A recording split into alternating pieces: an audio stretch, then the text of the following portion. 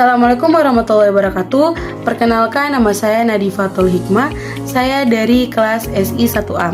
Di sini saya sebagai moderator dari kelompok 4. Saya dan tim saya akan menjelaskan mengenai bullying.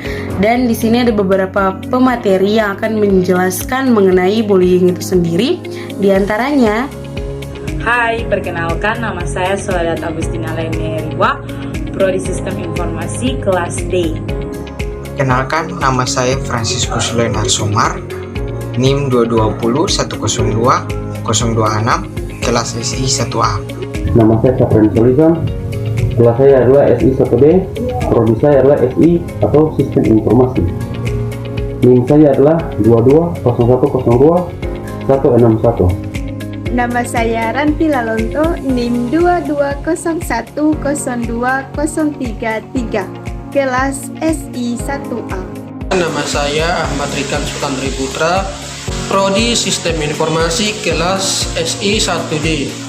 Nama saya Kristina Sofia Leketompesi dengan NIM 2201024145, kelas SI 1D. Kenalkan, nama saya Brian Kristo Nikolaus Kwa, NIM saya 2201020004. Saya berasal dari kelas SI 1A. Nama saya Novel Wanu, kelas SI 1A, jurusan Sistem Informasi. Perkenalkan, nama saya Akbar Saidul Mata dengan NIM 2201021334. oke, langsung saja kita masuk pada materi pembahasannya. Simak penjelasannya.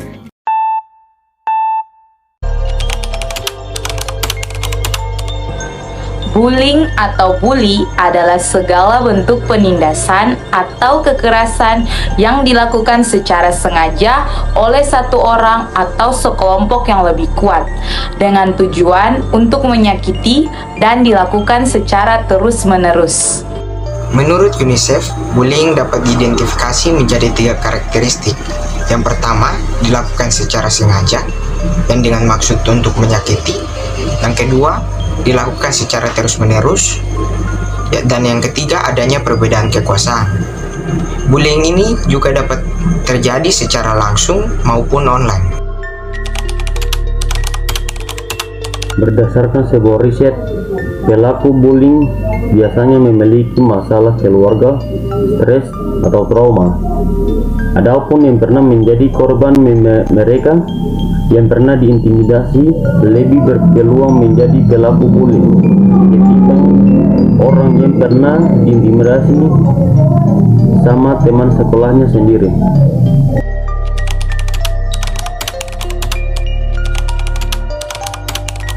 Jenis bully yang pertama yaitu bully secara verbal. Bully secara verbal adalah suatu tindakan agresif dalam bentuk ucapan atau kata-kata yang dilakukan secara sengaja dan terus berulang-ulang, yang dimana dengan tujuan untuk menguasai, meneror, atau menunjukkan suatu kekuasaan dan atau hanya untuk suatu kesenangan sesaat. Contoh kasus dari bullying ini sebagai berikut. Video ini merupakan video yang diambil pada tahun 2019 di suatu universitas. Dalam video ini digambarkan terdapat seorang mahasiswa yang dibully oleh sekelompok mahasiswa lainnya. Mahasiswa ini ditahan oleh seorang mahasiswa agar dia tidak bisa pergi kemana-mana, dan beberapa mahasiswa lainnya mengurung dia, menertawakan dia, bahkan mungkin mengucapkan sesuatu yang dapat menyakiti hatinya. Apa itu bully nonverbal? Bully nonverbal adalah bully di mana suatu menggunakan tindakan kekerasan atau fisik. Saya juga akan menjelaskan video yang ada tertera di layar, di mana kejadian bermula pada tahun 2021. Ada sekelompok siswi membuli siswi hingga memukulinya hingga terjatuh.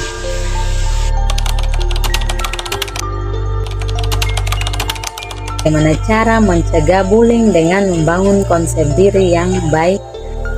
Jika seseorang mempunyai konsep diri yang positif, maka semua yang dia alami tentang bullying akan dia hadapi dengan pemikiran dan sikap yang positif. Karena konsep diri itu sendiri meliputi fisik dan mental kita, sifat dan pemikiran kita, dan tingkah laku kita. Jika konsep diri seseorang dibangun dengan pemikiran yang positif, maka dia akan menghadapi bullying dengan pemikiran yang positif pula. 2. Memberikan teladan atau contoh yang baik. Oke, teman-teman. Di sini saya akan menjelaskan teladan. Oke, kita teladan di dalam contoh teladan itu seperti kita tidak melanggar peraturan kampus, kita harus tepat waktu pergi ke kampus, masuk kampus kita baik-baik, atau kita menghargai dosen, atau kita menghargai teman yang sejawat dengan kita. Kita tidak mengeluarkan kata-kata kotor, kita selalu berbuat yang baik. Pokoknya jangan sampai membuat mereka tersinggung. Kita bisa membantu pelaku menghentikan perilaku buruknya, karena selain korban, pelaku juga membutuhkan penenangan supaya tidak melakukan pembulian lagi. Pelaku bisa diajarkan cara agar bisa bersimpati dan berempati pada orang lain. Selain itu, berikan juga pengetahuan tentang bahaya pembulian terhadap korban-korbannya. Poin 4. Laporkan kepada pihak yang berwenang tentang kasus bully. Kasus ini kita harus berani mengungkapkan perilaku bully yang terjadi pada diri kita maupun yang terjadi pada orang lain dengan melaporkan kepada pihak yang berwajib, yaitu pihak kepolisian. Kenapa melaporkan kepada pihak kepolisian? Karena bullying merupakan penyimpangan negatif yang dipandang rendah dengan melanggar nilai norma sosial di masyarakat. Baik, itulah hasil presentasi dari kami kelompok 4 mengenai bullying. Berdasarkan dari presentasi tersebut dapat kami simpulkan bahwa bullying adalah bentuk tindakan atau perilaku negatif yang dapat mengganggu atau menyakiti orang lain dan itu tidak patuh untuk dicontohi. Harus diperhatikan teman-teman bahwa bullying bukan tindakan terpuji dan harus dihindari.